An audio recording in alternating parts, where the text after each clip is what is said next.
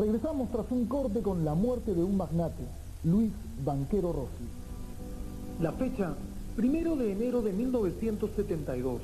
El lugar, una casa de campo en Chosica, a la altura del kilómetro 31 de la carretera central. La víctima, Luis Banquero Rossi, uno de los industriales pesqueros más importantes del mundo. La testigo, su secretaria Eugenia Cesarego. Y el asesino, Juan Vilca Carranza, simplemente el hijo del jardinero. Aquella calurosa tarde de verano, este hombre de 19 años de edad y 1,50 m de estatura perpetró uno de los crímenes más recordados de la historia. Sus armas fueron solo un puñado de cables, una pistola Luger malograda y una alteración mental a prueba de fuego. La gente no podía creer que un campesino de poca estatura no es que pudiera asesinar. No es que no podía creer, sino que no querían creer.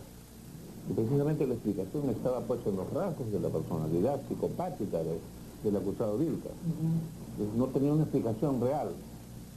La gente quería encontrar explicaciones de otro tipo, explicaciones políticas, explicaciones económicas, mafias y todo eso, pero nada de eso se probó.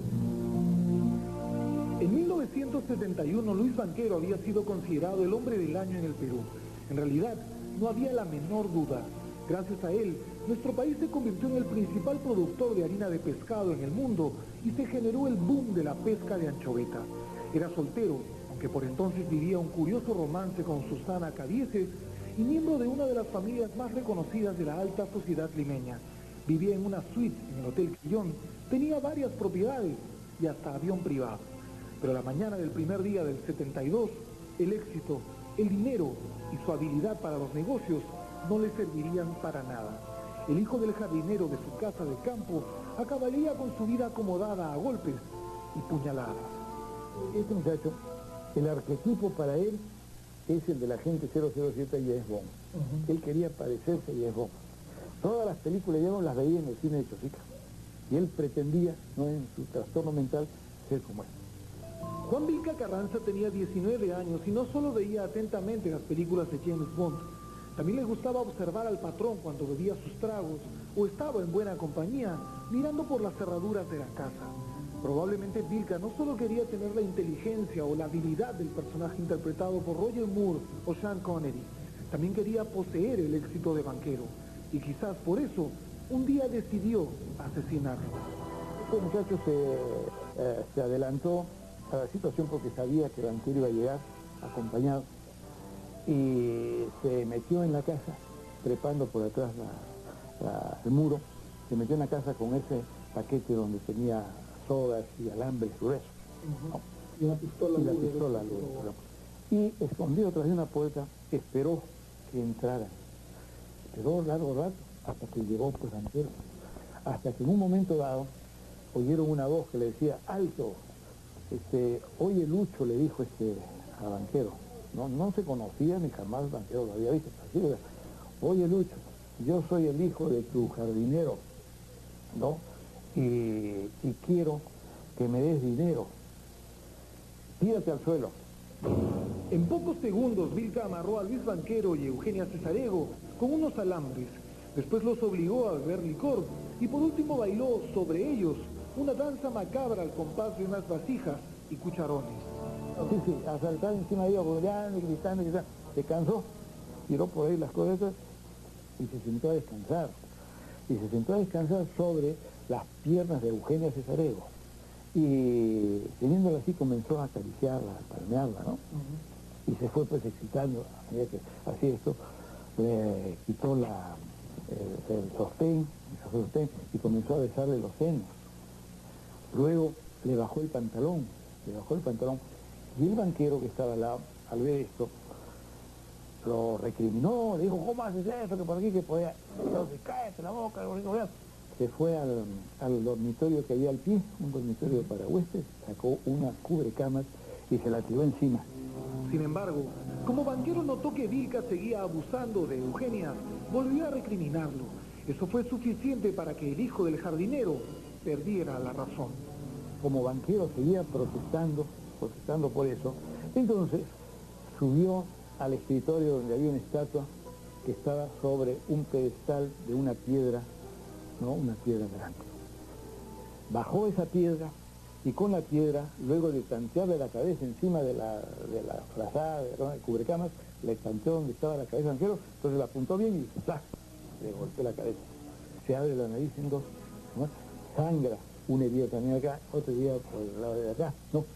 Y sangra, lógicamente, y se produce una secreción abundante por la respiración, al extremo de que el Vilca dice, respiraba como chancho.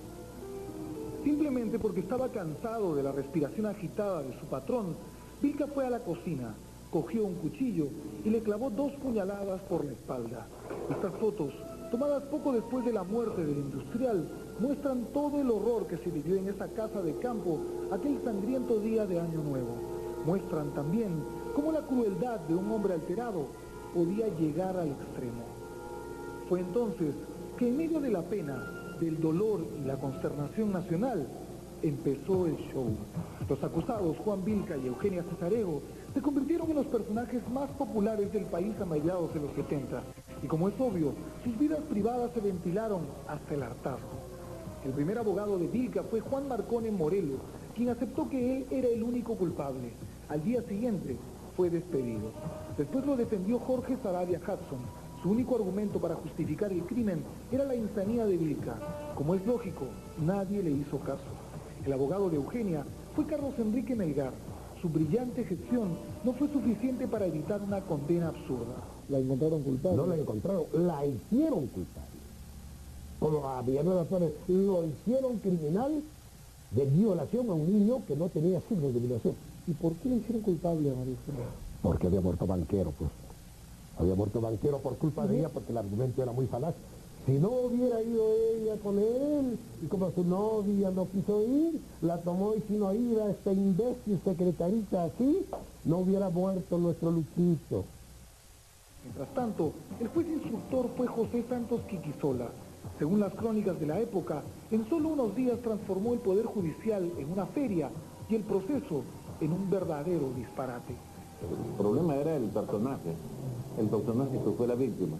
Un personaje vinculado al mundo del luto, a la pesca, el magnate de la pesca.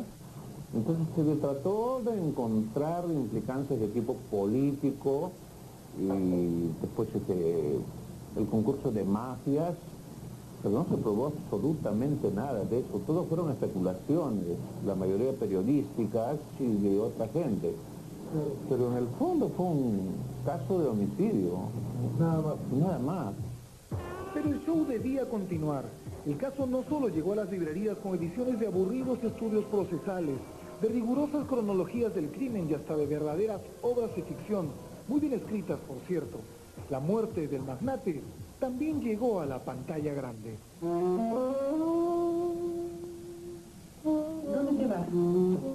¿A Chaclacayo? ¡Quieto, Donato! ¡Cállate la boca! Lo único que quieres es plata y estoy dispuesto a todo por conseguirlo. ¡Adentro! Oye, Nada. Métese rápido, los mato de ahorita. Quiero plata y aunque quieran saber, no se imaginen para qué la necesito.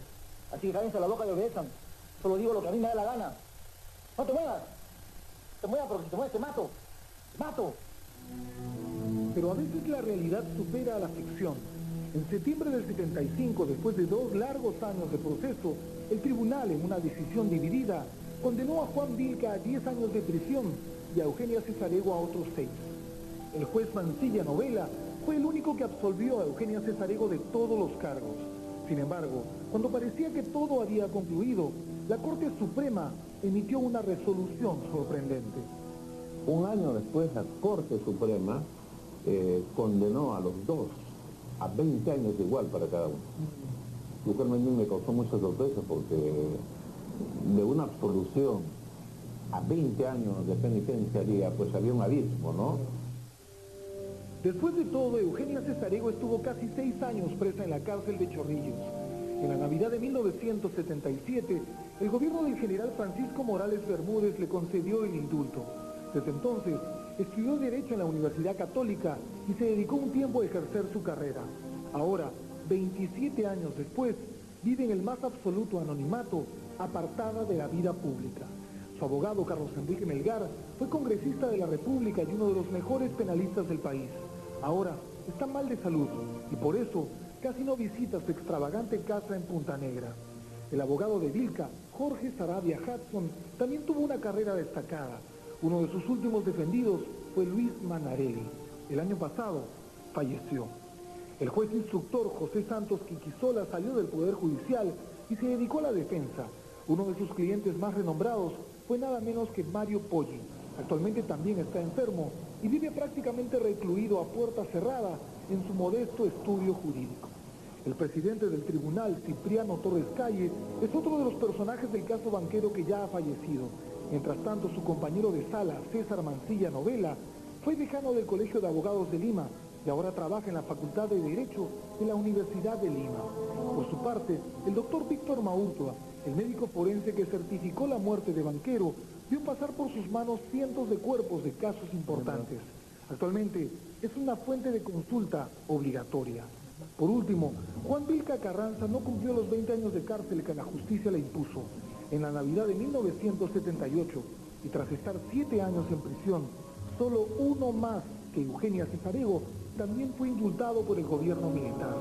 En 1980 se casó y desde entonces vive muy cerca del lugar del crimen, ganándose la vida como jardinero. Nosotros lo encontramos 27 años después de que asesinara a sangre fría a Luis Banquero Rossi, a solo medio kilómetro del lugar del crimen, en las calles de Chaclacayo. No sé lo que usted quiere, porque yo no tengo ni idea. Yo no quiero nada. Solo quiero una entrevista, nada más. Yo no quiero nada. Yo no sé nada. Ahorita no tengo cabeza para pensar en eso. Estoy pensando en otra cosa. ¿En qué piensa usted? ¿En su trabajo? Mi familia. Tengo mi familia. Sí, yo sé que usted, creo que usted está casado, tiene una familia, tiene un hijo, ¿no? Está bien. Ya le dije ya. Usted no tiene cabeza para hablar con nosotros, dice. No, ahorita no tengo cabeza. Estoy pensando en mi familia. ¿Y usted cree que si aparece en televisión le perjudicaría a su familia? ¿Usted cree?